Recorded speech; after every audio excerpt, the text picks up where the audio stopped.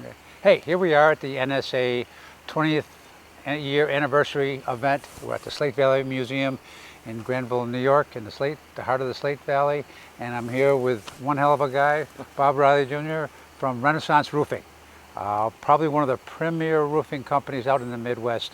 I mean, some of the jobs you guys have done, I've seen, worked at Supplied to Slate.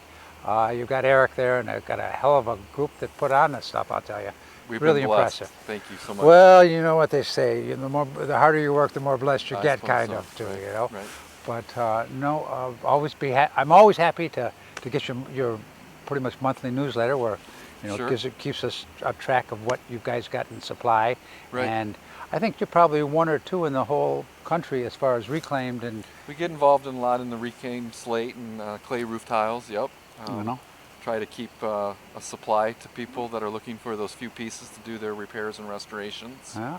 Well, I know when I get a call from somebody and they need reclaim, I generally tell them there's two people in this country that are going to have it if anybody is. Either you guys or Doug Cochran. Yep. You know? Doug's a great guy too. Absolutely. You know, so it's getting harder and harder each year, though. Everything's getting a little older. Yeah, I know around here, Bob, we had a lot of Munson slate from up in Munson, Maine. Sure. You know, similar to what like Tim Underhill's got the Delta down there. And great slate, nice and hard, got probably a 200-year life, S1, right. Really beautiful stuff. But the older buildings, there's less and less of them. True. And not only that, but there's less people that are willing to take it off. Right, yep, it's becoming much more difficult to find good contractors, good installers, and good employees to get the work done, for sure. Yeah. The fact that you've got the network that will do it, many kudos to you. Thank you. Thank you. It's wonderful. And like I said, we've worked on a lot of great projects, as we were talking before. Right, we did the church down in Keokuk, Iowa, there, the Second Presbyterian Church.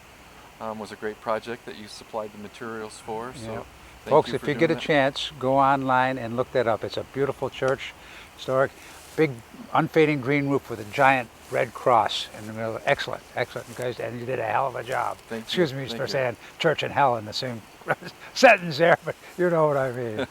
But great that you came out for the event. And how's Eric doing? Eric's doing really well. He's having a great year. We've been extremely busy, both on the contracting side and you know, he sells new and used materials all over the United States, and he's had a very busy year. It's been probably his best year ever in that regard. Good. Hell of a seems guy. like there's a lot of activity in the historic roofing market these days. Yeah. No, he's a great source. You know, like I said, whenever I get a call on somebody, particularly out in your area or even anywhere in Huntington, needs some particular type of tile or something, I say, hey, as I said, one of the two places you're going to get it if you're going to get it at all.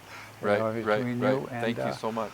You know, it's always a pleasure to touch base. It was great to tour your place today and see how slate comes out of the ground and makes it into the pallet as roofing slate. That whole process is really amazing to see how that all works, and the amount of effort that goes into producing a single piece of roof slate is really incredible. Well, I think, you know, the combination of what you guys do, I think if people would understand, and we're having right now a presentation on installers, on how much there really is in this industry that is taken for granted. You got to happen to you don't know it, but the skill that's involved not only in making the slate, but then procuring the proper product and then putting it on and having that final project.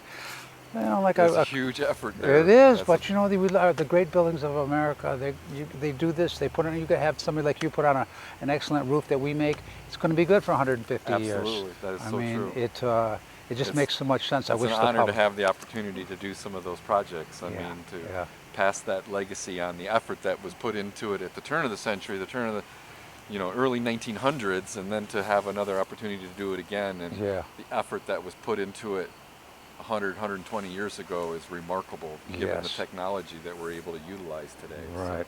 Well, I certainly would hope that as the country moves forward and the things that we do get a little more recognition, because it makes so much sense, sustainability-wise, energy-wise.